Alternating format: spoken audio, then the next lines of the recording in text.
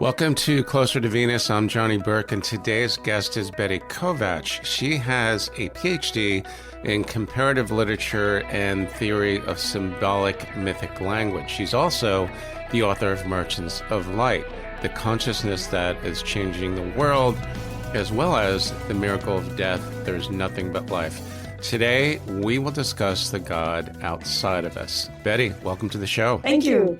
I wanted to mention at the end of our last episode, you had mentioned the Nag Hammadi texts that show us that Jesus wanted to give us a blueprint for our awakening. Now, for those people that didn't hear that episode, can you give us a brief recap of that?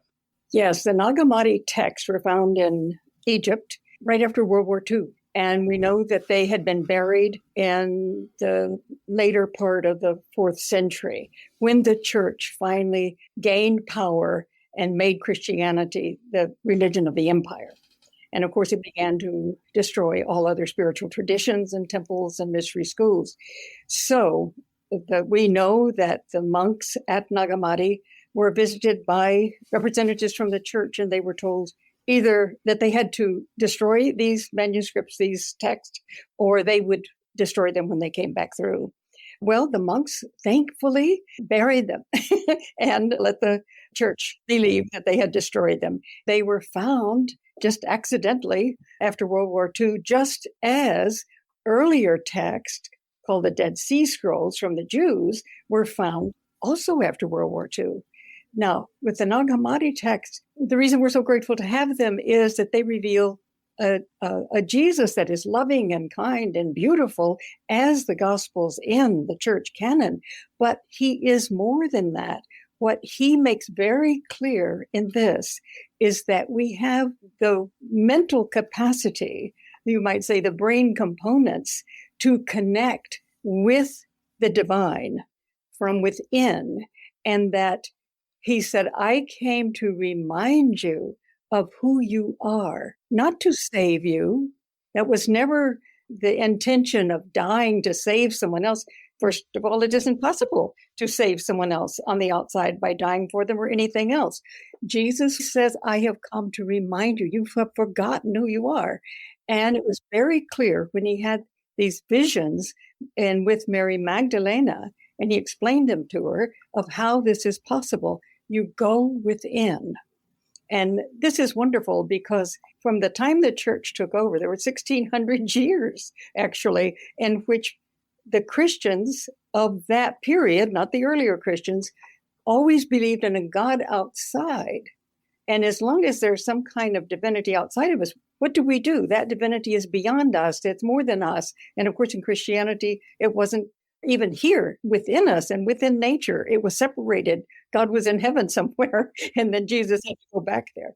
Now, I'm not saying that the Gospels aren't beautiful. They are, but they do not show the true intent of Jesus. It's very interesting. What I did not recognize right away is that the church actually told the people that discovered the Nag Hammadi texts that they had to destroy them. They were not allowed to exist. That was earlier. That was in the 4th century when the church first gained power. The church representatives were going all over that known area where Christianity was and where there were monasteries and so on. And so they made it clear to the monks in Nag Hammadi in the 4th century that if they had any texts that weren't the official narrative, that they would be destroyed. So they did go around to the different camps and the different settlements and the cities and said, this is our narrative. You have to stick to it. If you have any other textbooks, throw them out. That's right. Severe censorship. I think that for some reason or other, we don't comprehend that history, even when it's told to us. The church went on a vicious campaign for hundreds of years, really, but from the get-go of destroying temples and monasteries or any text, the Arabic text, Christian text, Gnostic text, any text that didn't go along with their official narrative. That is, God is outside you. Jesus is God's Son. He has come to die for us, save us, and we worship him outside of us. There is a tradition called the secret tradition that Jesus taught. And the early Christians, many of them were very aware of that because it was very clear that Jesus was a visionary, a mystic, one who had achieved Christ consciousness or cosmic consciousness. And he wanted others to know that we all have that capacity. So the secret tradition that Jesus taught was the way of the mystic, the visionary within. We hear that a lot today.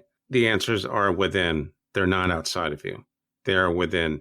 And when we do just that, we meditate, we get into that space, we can discover a lot about ourselves, in some cases, past lives and connections or channeling and things like that. Have you had any type of intuitive experiences like that? I spent so much of my life trying to figure out these things. And so for a long time, I was doing it through study of text and different traditions and that sort of thing. And then when I finished my doctorate, I went to Peru. And so that was kind of learning from shamans, going to these various places on the earth that were considered sacred in Peru and meditating and working with sacred medicine, because the shamanic tradition for over 40,000 years has worked with sacred medicine in various ways. Other places have, for instance, the San Bushmen in Africa, since it's desert, they developed other techniques of going within through the heart and opening to that vastness that is within us. That began when I was in South America, but it really wasn't until our son was killed in a car accident that both my husband, who had not been involved in these things, and I began to experience his consciousness. And I would say it was at that point that for both of us, everything changed, because we began to realize the vastness within us that, I'd had glimpses of, but nothing like we experienced after his death. So that type of thing, when you were able to experience someone else's consciousness, in this case of your son, I know we've talked about this before, it's very sad, but at the same time, from that kind of contact, would that be considered after-death communication or not necessarily? Yes. It would be. Yes, it is. And some people experience it through mediums, and others have signs. I've talked with many, many people since then. In fact, we have a group, a Comlock Center has a group in which people come together and talk about the experiences they've had, the kinds of just incredible ways of experiencing people who have gone already to the other side. Even though I had been involved in this all my life, I was trained in the university, so I had a lot of doubts and skepticism, you might say. But it was interesting that my son knew that. And there were things that he did or said to my husband that made me know that it was him. So he really played those tricks with me because he knew I had to have that kind of confirmation, you might say. I'm trying to make the connection here. You seem to have some kind of capacity to go within and experience the vastness. More and more I hear whenever I talk to intuitives, mediums, whatever they want to call themselves, they almost always say anyone can do this. It's not a gift. We're born with it, but some people have it closer to the surface than others. But if you work on it, we can all learn to go within, as you say. Would you agree? I agree with that. And I think that, yes, we all have that capacity. But the history of the Western world has been to dumb that down. And I think these organs with which we can perceive the vast consciousness that we are born out of have atrophied in the West. I don't think we have any notion of how much that right brain, that symbolic, poetically logical brain that feeds the left brain, has been just shunned, demeaned, devalued, and it has atrophied in some way as a culture. The right brain connects with the higher centers of the brain and the heart. What our generation has to do is to jumpstart them and realize, there are difficulties here. Most of us are going to have difficulties, but this is our generation, all of us together today, that are trying to reactivate them and connect with who we are. And that has a bit to do with ascension, I would think. So let's circle back to the Nag Hammadi text. With your intuitive skills, which are not as atrophied as the rest of us, when you discovered this, did it hit you in a different way where you knew it was not a work of fiction? What was it like? By that time, I had been studying early history, early Christianity, and I knew the ancient world even before Christianity because my specialty was in myth and symbol and symbolic language. So I had come across many great mystics before. And they all were saying the same thing. And they were all getting in touch with this vastness. So I knew that that was possible. I hadn't been able to do it at that point. And I suspected that Jesus was precisely such a person. But I was absolutely blown away when I realized that these texts are our evidence, and the church would never allow anyone openly to experience the vastness of who we are. The Gnostics who had these experiences, heretics and excommunicated. Some of the great mystics were threatened with excommunication. So I wasn't surprised, but I was delighted to discover that texts had been found. Now, we also, of course, found around the same time the Dead Sea Scrolls. Now, the church did a lot to keep those from being published because it did give a different view. Same with the Nag Hammadi. But here are Jews around the Dead Sea who were mystics, who did not go along with the Second Temple because they, as the church later, did away with this mysticism business. The First Temple had been a shaman mystic tradition. In fact, Jesus was probably the rebirth of that in Judaism. But when I found the Dead Sea Scrolls, here are mystics who didn't go along with this outside God. And so I was becoming aware that there are mystics all over the world who don't go along with that. But the Western world had been especially bad about it. In fact, they had thwarted our evolution by saying that God is outside of us instead of within us. We are that consciousness. That seems to be consistent with this statement. Christ wanted us to become him. That was exactly the Nag Hammadi message. Right. And okay. the church, that was Jesus' secret tradition that he taught when he was alive, if indeed he was historical. And I think he was such a person. But he taught that always to go inward. But the church had flipped him around and made him a God outside of us. So it negated his message. Instead of going inward, you have to focus on an external object when it's already part of you anyway. I think it's also interesting about the Mormons. Apparently, they do believe that a mortal man can become a god. Is that in line with don't follow me, become me? Yes, as a matter of fact, we are all divine. We are, as one quantum physicist says today, is that we realize now we are born out of this divine consciousness. We are the manifestation of divinity, and we are co-creators with it. So it's not that we become a god, we are divine. And that's what our ancestors tried to teach us. We are immortal. Our consciousness continues. We are divine and we are created. So we are the manifestation and co-creators. So to become God is really to realize who we are. So that is pretty much consistent. It's just another way of saying the same thing. It's a deep recognition that with the Big Bang or the Big Breath, we're all it. We are part of that. We just come into a realization in matter of who we are. Many of the intuitives talk about a love and even a relationship with Jesus, but disavow any allegiance to any man-made religion or church or otherwise dogma. Why do you suppose that is? I think that, first of all, we know that love is the ground of being. That breath is love. That's a ground of being in every sense of the word. And I think, of course, that there are those who have achieved that consciousness. Jesus was a symbol and perhaps historical person as well who had achieved that consciousness. A mystic can certainly get in touch with these great beings on the other side. They can call him Jesus. Perhaps it is Jesus. Perhaps it's other names or no names.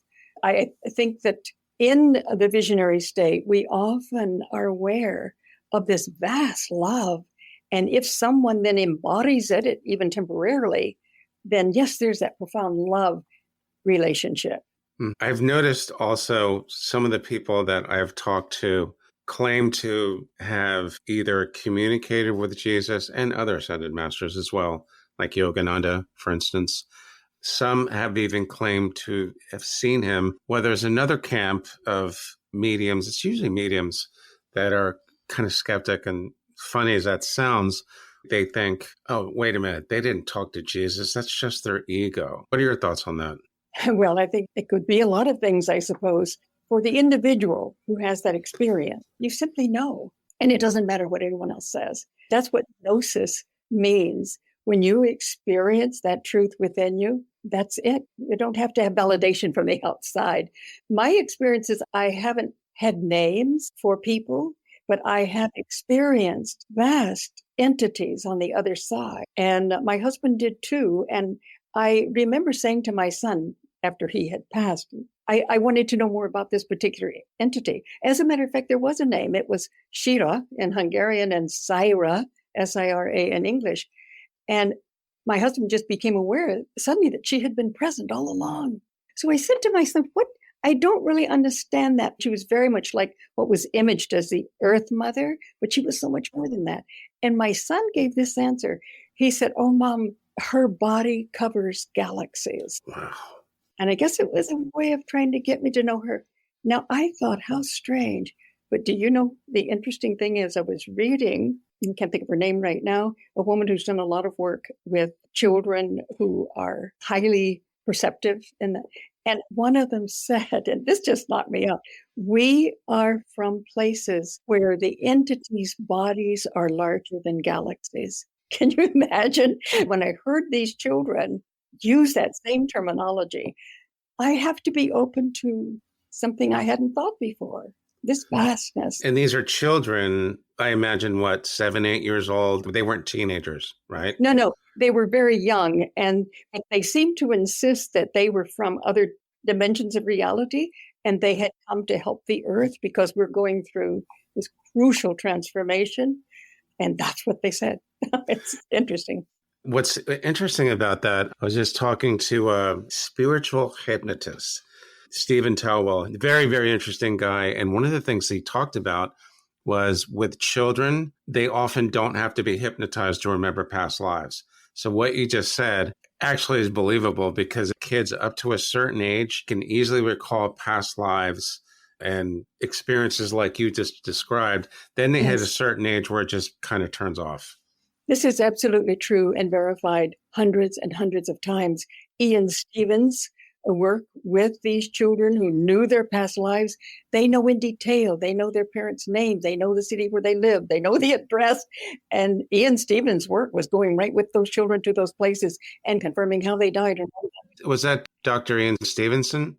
Yes, I mean, he's the original one, and there have been so many since who've done this work. But it's absolutely true. At a certain point, all that detail is gone. I have no memory of remembering anything or no one telling me I did when I was young. But many of these children do. Now, when you were young, did you have any type of experiences like that where maybe you sensed or saw spirits or had communication with beyond the veil? No, I have to say I didn't.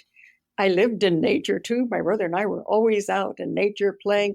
Of course, I was in the South, and my parents, they didn't go to church, but they were open to anything.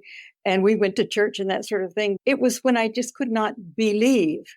I love the stories of Jesus. I think Jesus, the image, the symbol of the beauty of his life, his honesty, his love, his care for people, that became a powerful image within me. But at a point, I could not believe. And so that began my search intellectually to try to discover historically what had taken place.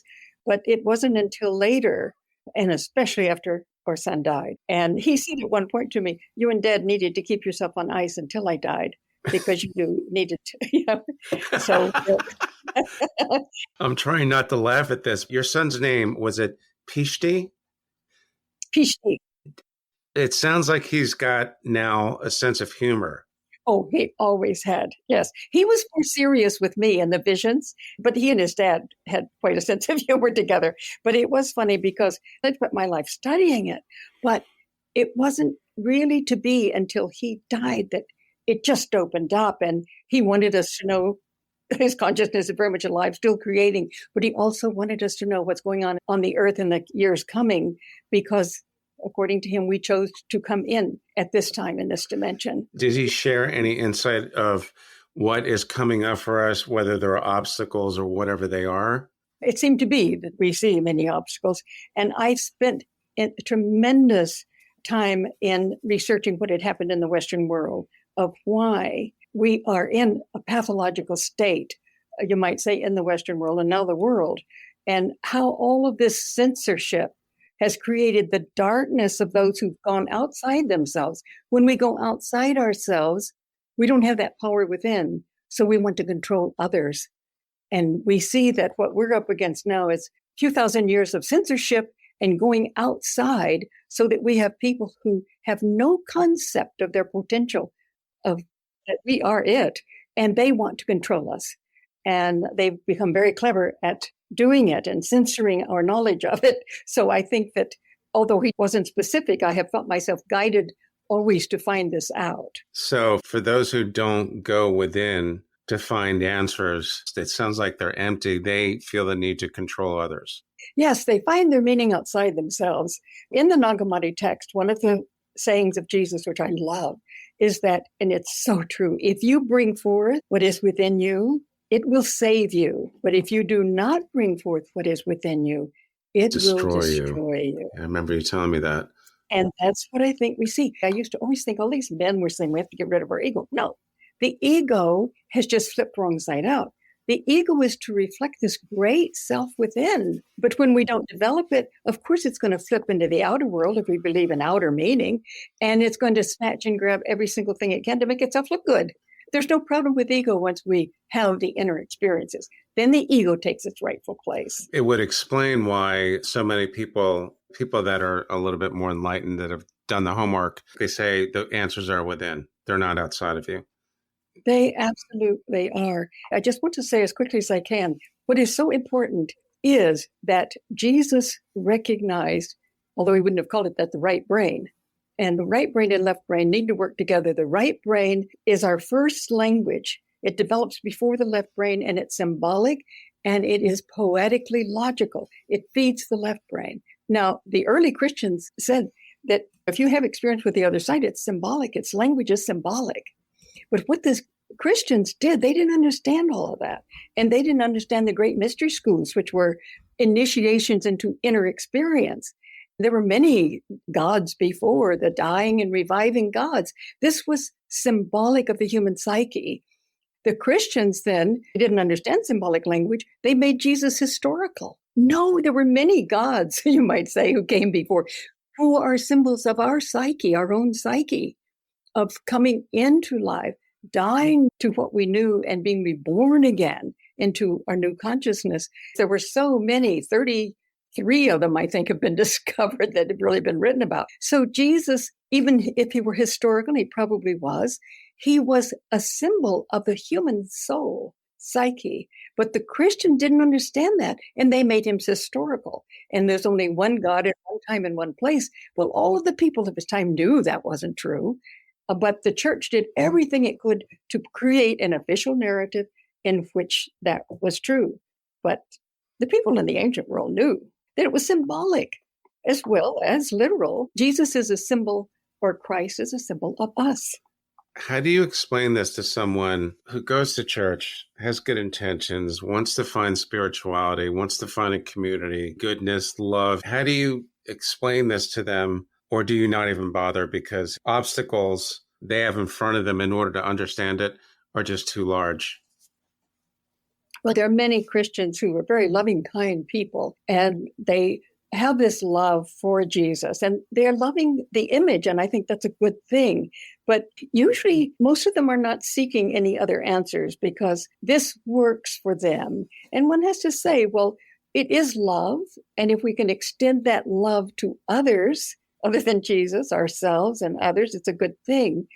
But it's such a shame that we don't really understand who we are and that they don't really want to know. Many of them don't want to know because that works for them. Good point. As if they were saying, I know what I know. I believe what I believe. Don't confuse me with the facts. Yeah, it's kind of that way. What you just described is pretty much the state of the churchgoers, where it works for them and they don't want any other answers. But there's more and more people that are looking for answers. They are looking within. They are doing the research. They go to mediums. They want to learn about the history of the mystics, the true history, the one that the church has been repressing for hundreds of years. I'd like to be able to explain that to people, but every time I've tried to do so, I always come to the conclusion, why did I even bring that up? There is a danger in this process because Christianity has always said it is the only true religion. And any time someone in a religion says that, they haven't gone within, because there is not one true approach. There are many ways to the divine. You can call it by many names, but there is not one approach. That has been socially and politically extremely dangerous. That we are the only ones. That sense of superiority is very, very dangerous. That is pretty much has saturated the Christian tradition today. That wasn't in the beginning. The early Christians knew that this is a symbol of who we are and our path. And the Sufi mystics were also finding their path. There have been great reformers all the way through our history who've tried to get us to realize, look, why are the Protestants and Catholics fighting, or Muslims and Christians? If you go to the heart of it, we are all the same. Mm-hmm.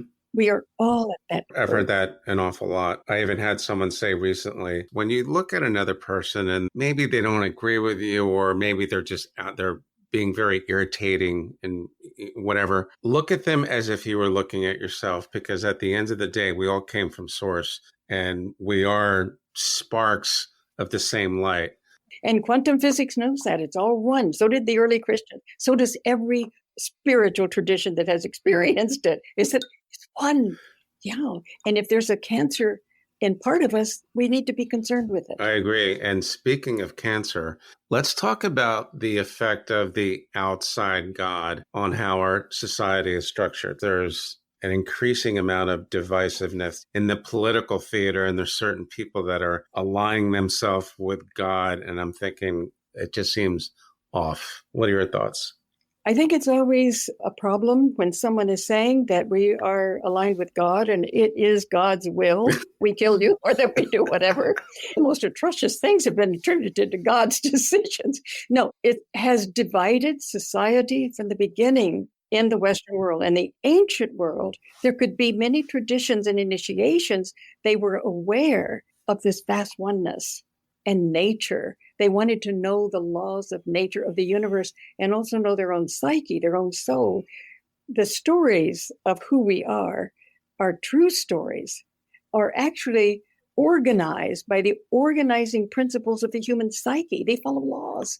And every true story tells us how to evolve.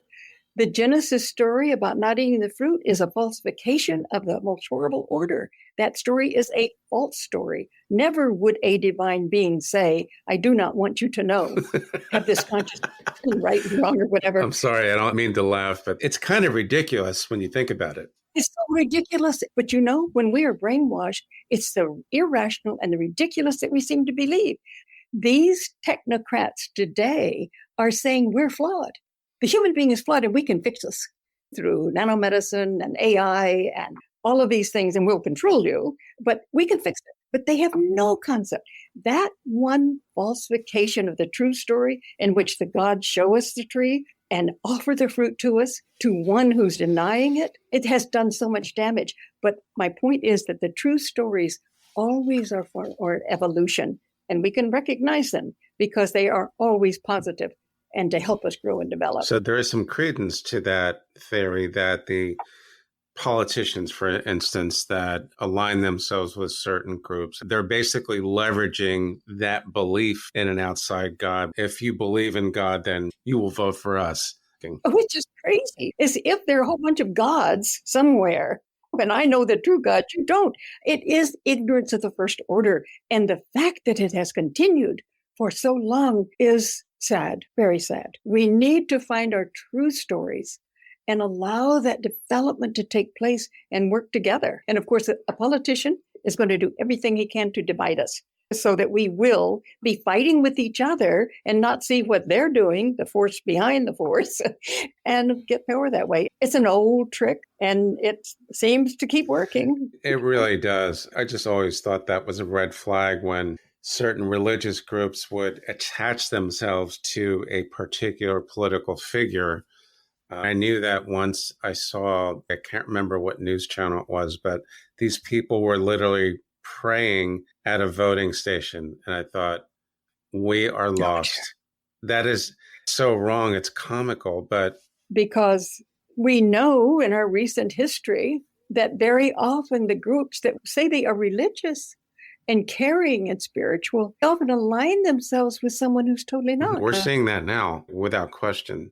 It's so true. We have to look kind of hard to find now, because we've all been kind of debased with this politically, is to find those who were what we thought they were, Hopefully we will. We talked before briefly about how you were able to communicate with Pisti and I believe your husband. They both unfortunately passed. Having that confirmation that when we leave this earth, we don't really die, does that fortify your other beliefs and everything else we spoke about, Jesus and going within and not worshiping a God outside of us? Well, it absolutely does, because once you have those experiences, suddenly it's like, oh, you remember. And even my husband, who had not been interested, after his first vision, it's that knowing that is so deep. And I wish that it were easy now for me to go into those states. I am trying to repair these abilities, as much as anyone else. But after Pisti's death, I think our hearts were so broken open. And we did use ritual. We sometimes worked with sacred medicine or not. My husband said on the way to work, it was like a tape recorder going off. Everything he had to remember that he had put on ice for all these years. So I think that opened us up. I feel it and I know their direction.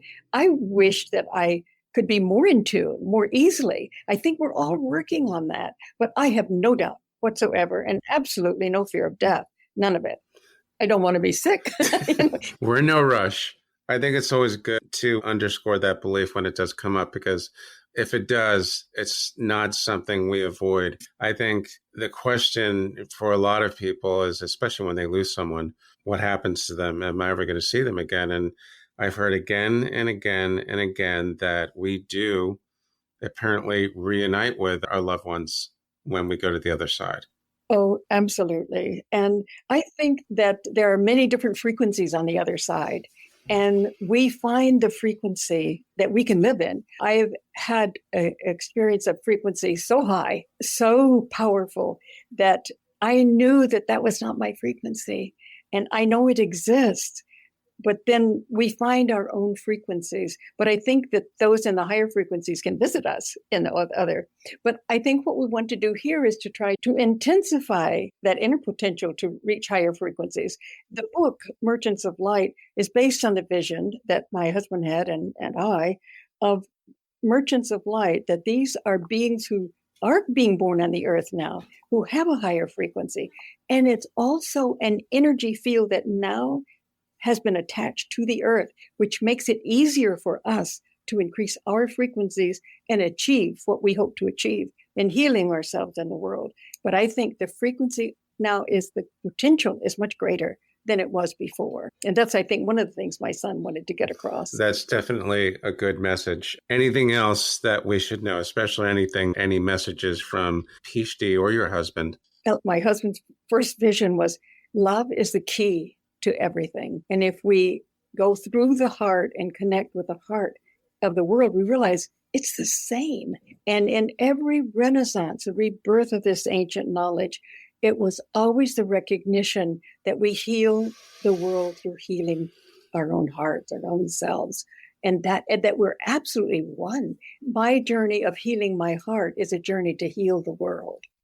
I think we're going to stop there because I don't want to go past that and actually ruin it. So, Betty, thanks so much for joining us today. Great information as always. How can our listeners find more about you online? Well, first of all, I want to say thank you and for the work you're doing. I love talking with you. Yes, they could go to kamlak.com, Kamlak. I will put that link in the show notes and the transcript as well. You've been listening to Closer to Venus. I'm Johnny Burke. If you enjoyed today's episode, please consider subscribing. You can also leave a review on iTunes as well. For more info, please go to closertovenus.com. Thanks again for tuning in, and we'll see you next time.